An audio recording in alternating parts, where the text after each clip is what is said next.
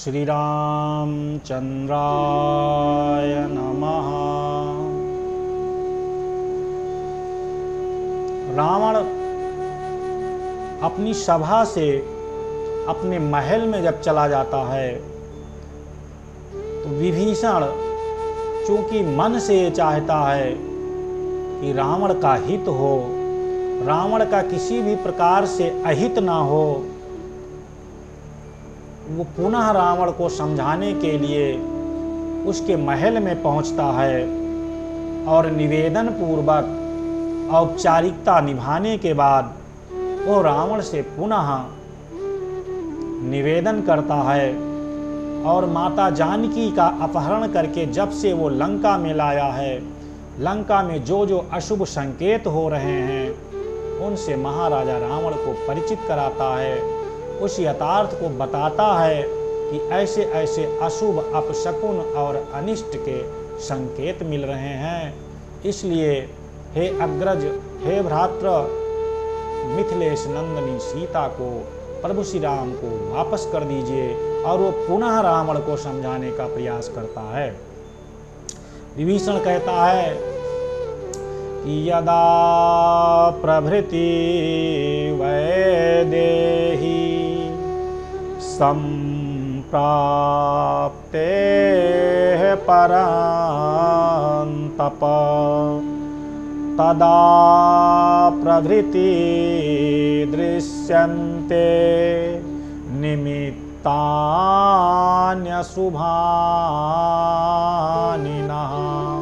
हे अग्रज, हे राक्षस राज, जब से आप वैदेही का अपहरण करके लाए हैं तभी से हमें अनेक अशुभ अपशकुन दिखाई दे रहे हैं। कौन कौन से अपशकुन हो रहे हैं, कौन कौन सी अशुभ चीजें दिखाई दे रही हैं लंका में।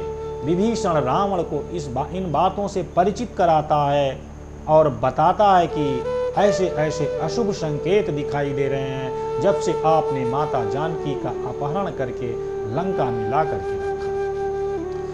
सस्फुरलिंगा सधूमार्चिः सधूमकलुषोदयः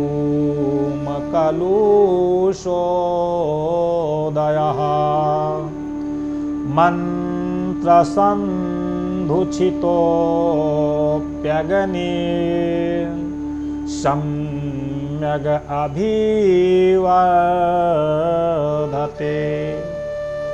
मंत्रोच्चार द्वारा विधि पूर्वक धधकाने पर भी अच्छी तरह से अग्नि प्रज्वलित नहीं होती है, उसमें चिंगारियां निकलने लगती हैं, उसकी लपटों के साथ धुआं उठने लगता है और मंथन काल में जब अग्नि प्रकट होती है उस समय भी वो धुएं से मलिन हो जाती है।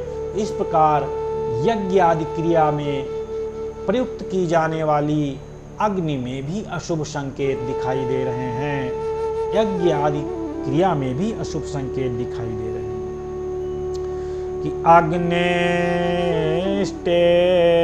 स्वग्निशालासु तथा ब्रह्मस्थलीषु च सरीसृपाणि दृश्यन्ते हव्येषु चापि पीलिका। विभीषण कहता है, हे अग्रज, हे महाराज रावण,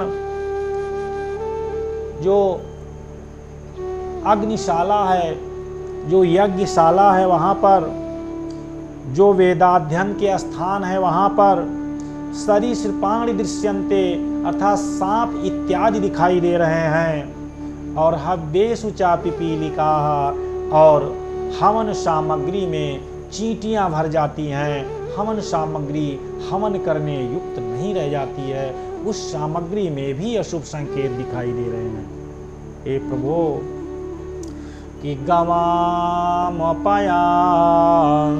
अस्कन्नानि विमदावरकुञ्जरा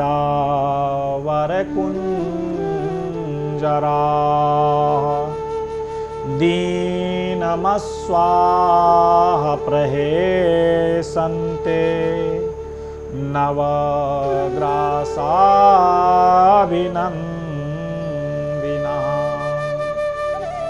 हे प्रभु, गायों का दूध सूख गया है, बड़े बड़े गजराज मद से रहित हो गए हैं, घोड़े नए ग्रास से आनंदित होने पर भी दीनतापूर्ण स्वर में हिनहिनाते हैं।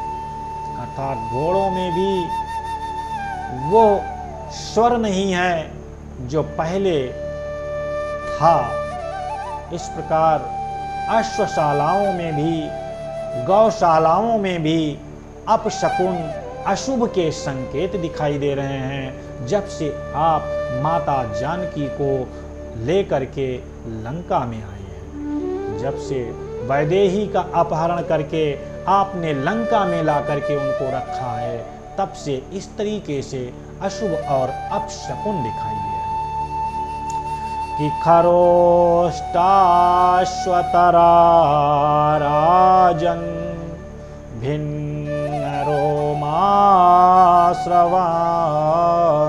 च न स्वाभावे अवतिष्ठन्ते विधानैरपि चिन्तिता।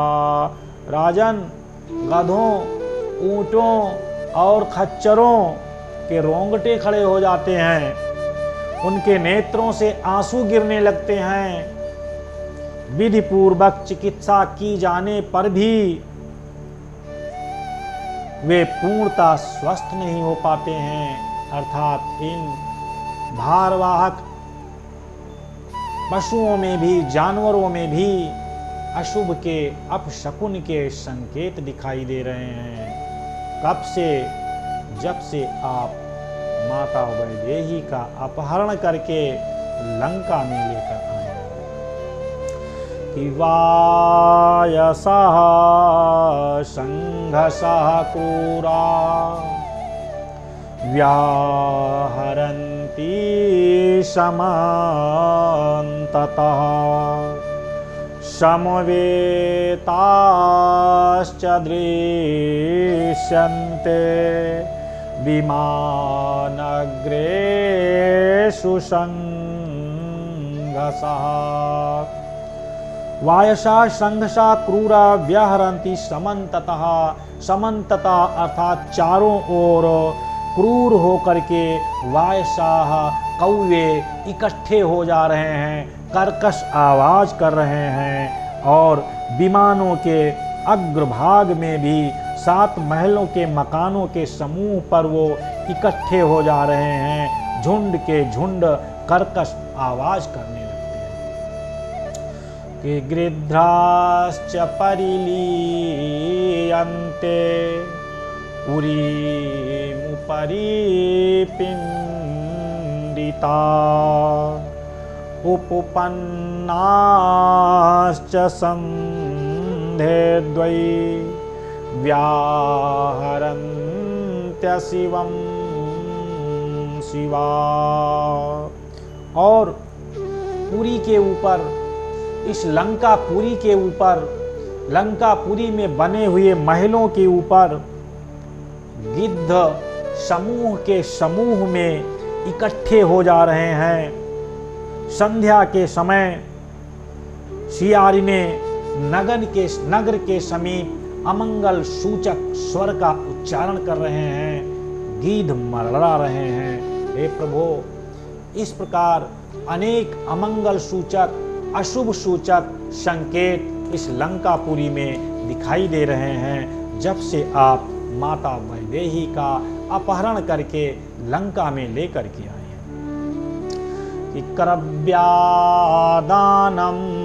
मृगाणां च पुरी द्वारेषु संघसः श्रूयन्ते विपुला घोषा सभी असे पूरजितिना स्वना। नगर के सभी फाटकों पर समूह के समूह एकत्र हुए। मांस भक्षी पशुओं के जोर जोर से जाने वाले चीत्कार, बिजली की गड़गड़ाहट की आवाज सुनाई पड़ रही है।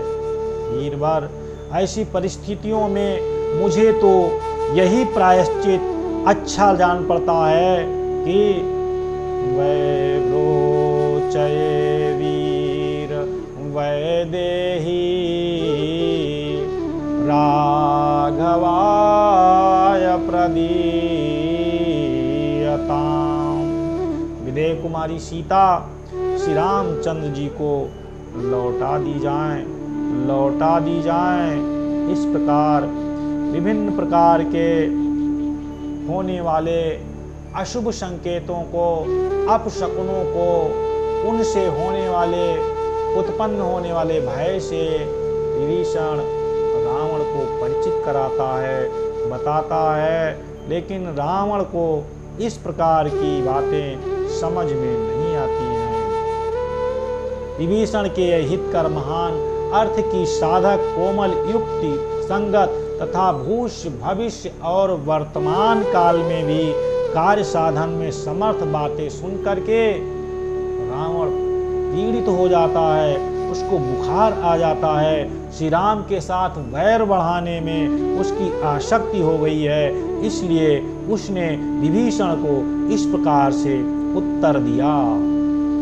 विभीषण को रावण ने इस प्रकार से उत्तर दिया कि भयं न पश्यामि कुतश्चिदप्यहं न राघवः प्राप्स्यति जातु मैथिलीं सुरैः सहेन्द्रपि संगरे कथं ममाग्रतः आस्थास्यति लक्ष्मणाग्रजः।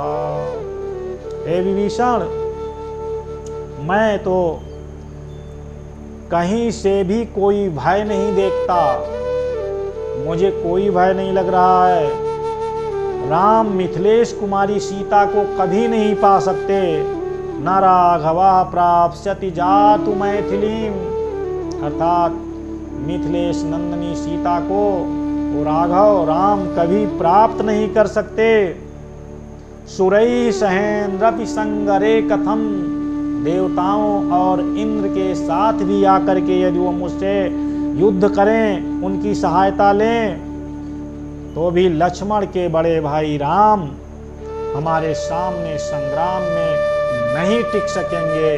इस प्रकार दर्प युक्त अहंकार युक्त बात रावण विभीषण से कह रहा है। विभीषण के पुनः पुनरपि समझाने पर, निवेदन करने पर भी, सच्चाई से वास्तविकता से अवगत कराने पर भी रावण को किंचित मात्र भी उसके मन मस्तिष्क में न्याय संगत नीति संगत बातें नहीं आ रही। इत्येव मुकुत्वा सुरसैन्यनाशनो महाबलोचयति चाण्डविक्रमः दशाननो भ्रातरमाप्तवादिनं विसर्जयामास तदा विभीषणम्। ऐसा कहकर देवसेना के नाशक और सम्रांगण में प्रचंड पराक्रम प्रकट करने वाले महाबली दशानन ने अपने यथार्थवादी भाई विभीषण को तत्काल विदा कर दिया। रावण के अहंकार ने, रावण के दर्प ने, रावण के पाप ने, रावण के अन्याय, अनीति, अत्याचार और अधर्म ने विभीषण को वापस कर दिया। उसके मन में ये न्याय संगत, धर्म संगत, तर्क संगत, भक्ति युक्त बात तनिक भी समझ में नहीं आई और विभीषण पुनः अपने घर को वापस आ गया। बोले सियावर रामचंद्र की जय।